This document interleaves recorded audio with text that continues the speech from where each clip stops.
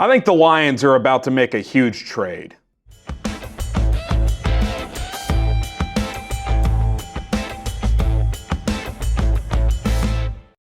Welcome into Four Verts. I'm Harrison Graham, and on today's show, with Aidan Hutchinson out for the year, a massive blow for Detroit's defense and Super Bowl aspirations. I think you got to think that this Lions team that's been very aggressive, very all in, and paid all their key guys is going to be looking to find a replacement for him as they pursue a Super Bowl. Because quite frankly, without Aidan Hutchinson, this defense already has some question marks. The secondary's been spotty. The defensive line without Hutchinson, especially at edge, is kind of underwhelming. I think there's some names out there that they should swing big for to try and bring in and bring a Super Bowl to Detroit, or at least try to, because without Hutchinson, I'm just not sure they have the defense to pull it off. And I think there's three players that I would like to pursue if I were Detroit. And first off, the key here is, can they bring in a big name? Well, they've got almost $30 million in cap space. So the answer is yes. And every player we're going to talk about today, they can absorb. So that is a good sign for Detroit. And I've got three players in particular I'm going to look at, plus a wild card that we'll talk about at the end. A little bit of a smaller name, but someone who may not have been available at one point, potentially could be now. We'll explain as we get closer. But before we get to these trade options for Detroit, thank you guys so much for 3,500 subscribers. We started this journey, a couple months ago, 2.5 months ago, and we're almost at 4,000. That's our next goal. Can we get to 4,000 subscribers by the end of the month, middle of October right now? Can we get there by November 1st, which is actually my birthday? It'd be a nice birthday present. If you want NFL and college football YouTube videos here on a daily basis, we are the channel for you, so let's go ahead and make this thing happen. All right, my first trade target for Detroit is Mad Max. Maxx Crosby, who played his collegiate ball at Eastern Michigan, not too far from Detroit. I think this would be a seamless transition for both sides. He would be a plug-and-play replacement for Aidan Hutchinson, and for the Raiders, they're just not going anywhere. And I know he's the heart and soul of that team, and he loves Vegas, and he's tight with Mark Davis, and he seems to like Antonio Pierce. I get all that. And trading your best player is hard, but does anyone think the Raiders are close? And if a team is willing to offer you 2 firsts or a first and a second for Maxx Crosby, I think you would absolutely have to consider that if you were Las Vegas, because they need a new quarterback. They need pieces on both sides of the ball. They need some offensive line help. They're going to need another receiver soon with the Davante Adams situation. Like, they need guys. And you know how you get good players quickly? You get premium draft picks. And that is something that Maxx Crosby would provide, because you could hold a team like Detroit fairly ransom. Like, hey, you want them bad enough? Send us 2 1s. Maybe you settle for a 1 and a 2. That's major capital for a player like this, and I think something that you would have to entertain. And from Detroit's standpoint, the cap at this year would be less than $20 million, because starting in week 1, it was $22 million, but it goes down by week. You essentially divide that number by 17, right? Because it's individual game checks, it goes down. So 6 weeks in, just doing quick math, you're probably looking at $17 million right now with that number going down. So Detroit could absolutely absorb that. And that's the thing about Crosby's contract. He's under contract, I believe, for either 1 or 2 more years. And he signed a decent deal, but it was before the explosion of these defensive line contracts. Like, he didn't get $30+ million per year. I think he got like 24. So this is a deal that a guy that could not only help you this year and contractually be feasible for you this year, you could have him for the remainder of his contract, and if you want to extend him beyond that, you could do that, but you wouldn't have to make that decision. The point is, this would not be just a rental, but most importantly, it would help you this year. He and Aidan Hutchinson are very similar, and they play a lot of snaps. They're relentless pass rushers. They play the run well. I like the local flair. I know he's not from Michigan, but he played at Eastern Michigan.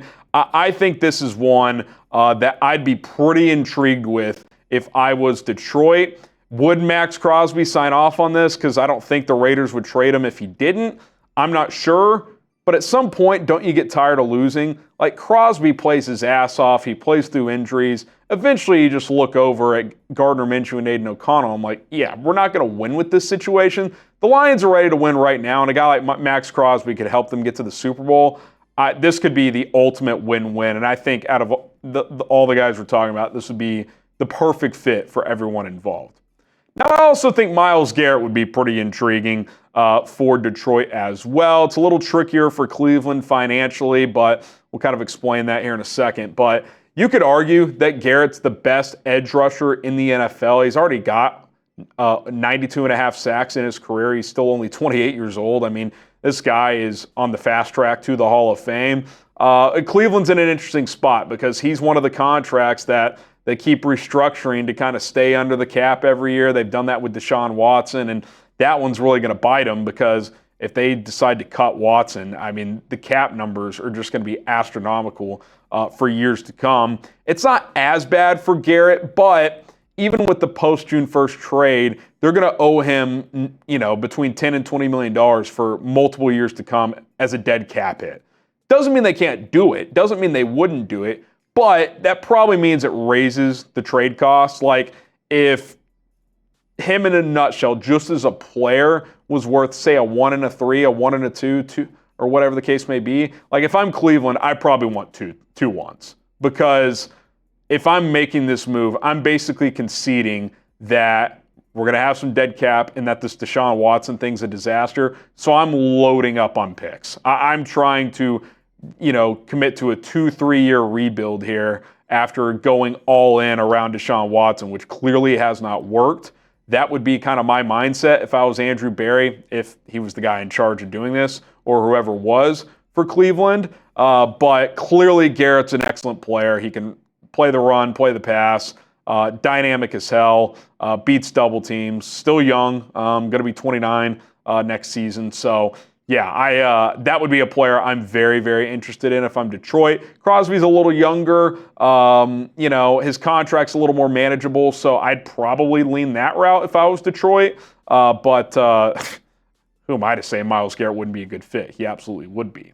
Now, the youngest of the three blockbuster options here is Micah Parsons, who they just played Dallas. Parsons was out. He's got a minor foot injury right now.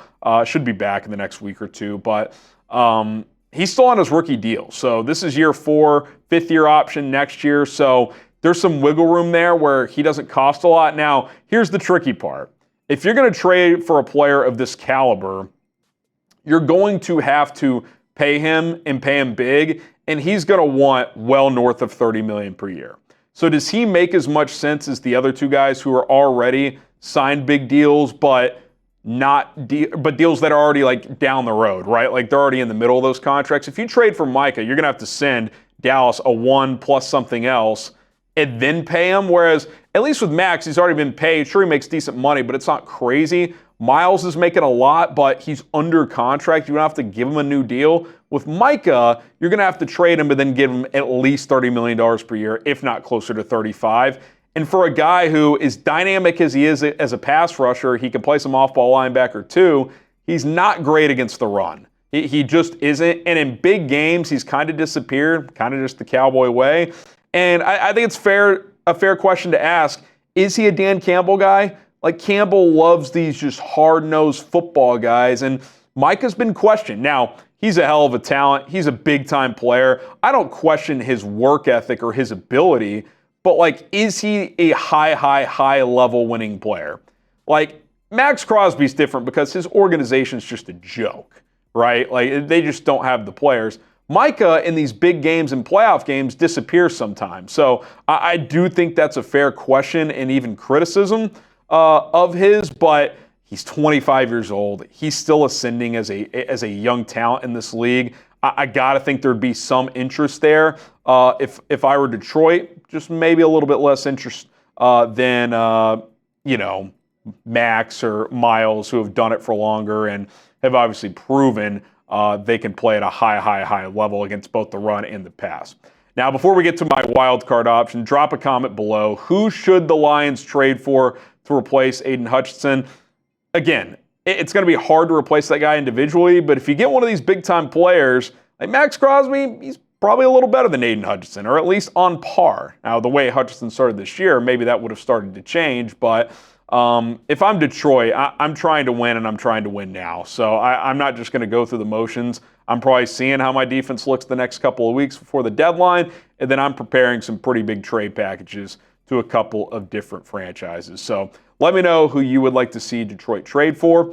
And then one more guy to talk about, because he was in the NFL news cycle today, Haason Reddick, who got traded from Philly to New York because he wanted a new deal. Jets and him didn't agree to one before the trade. They still haven't agreed to one, so this is kind of on the Jets. Like, you knew he wanted a pay raise, and you traded for him anyway, assuming it would work out. It is not.